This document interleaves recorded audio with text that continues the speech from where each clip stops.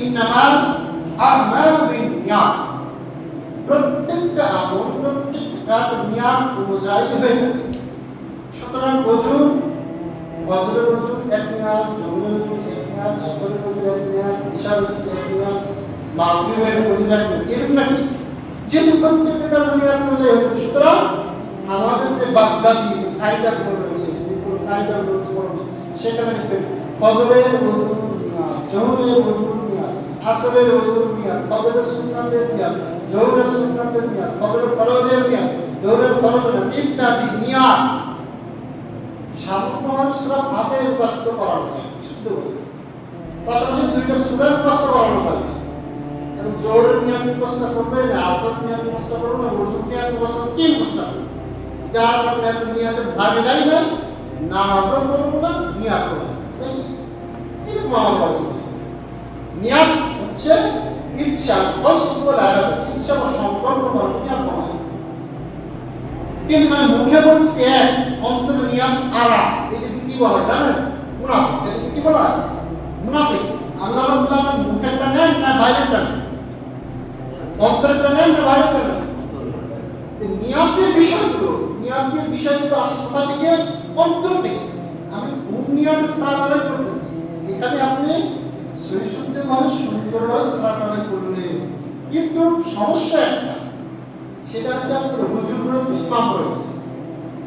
এখন আল্লাহ রাব্বুল আলামিন এই যে সুন্দরভাবে সালাত আদায় করবেন, অন্তরে আপনার এই নিয়াত হয়েছে আমি হুজুরকে দেখাবো আমি এত সুন্দর সালাত আদায় করতে পারি, এত সুন্দরভাবে তিলাওয়াত করবেন, আপনি দেখাবেন ইমামকে দেখাবো এত সুন্দর তিলাওয়াত করতে পারি। এটা কোথায় তৈরি হচ্ছে? অন্তর। কোথায়? অন্তরে। ঠিক অনুরূপভাবে প্রত্যেকটা ক্ষেত্রে অন্তরে যে নিয়াত করেছে আল্লাহ রাব্বুল আলামিন সেই নিয়াত অনুযায়ী কি করবেন? তার সব সেই নিয়াত অনুযায়ী আল্লাহ রাব্বুল আলামিন কবুল করবেন। হাদিসে বিস্তারিত বর্ণনা রাসূল দিয়ে দিয়েছে। ওয়া ইন্নামা লিকুল্লি মা'আফ ফামান কানাত হিজরাতুহু ইলা আল্লাহি ওয়া রাসূলিহি ওয়া মা হিজরাতুহু ইলা আল্লাহি ওয়া রাসূলিহি ওয়া মান কানাত হিজরাতুহু ইলা মা ইউসিবু ওয়া আও ইল্লাযী ইয়াতাজাওয়াজু ফা হিজরাতুহু ইলা মা হাজারা ইলাইহি।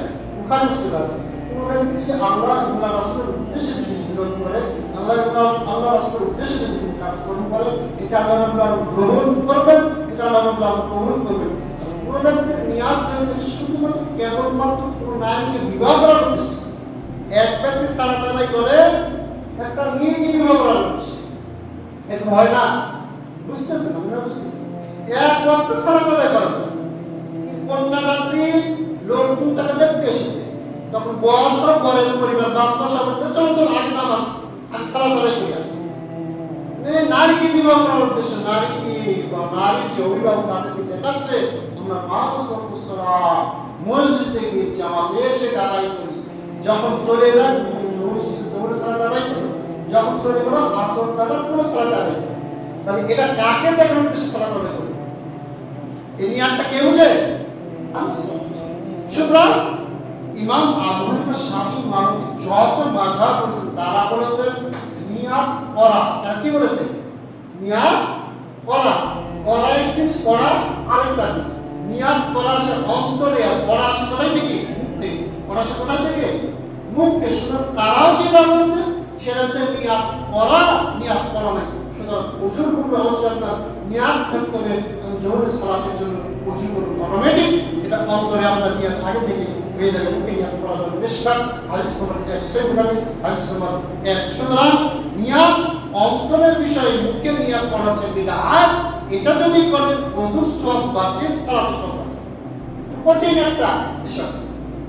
শুরুতেই যদি ভুল করে তাহলে কোনো ব্যক্তি যদি বেদাত যুক্ত আমল করে তার কোনো প্রকার সওয়াব তার আমল নামে গণ্য করা হয় না। সে আমলটা যদি বেদাত যুক্ত এমনকি সে ইসলাম থেকে পর্যন্ত বের হয়ে যায়।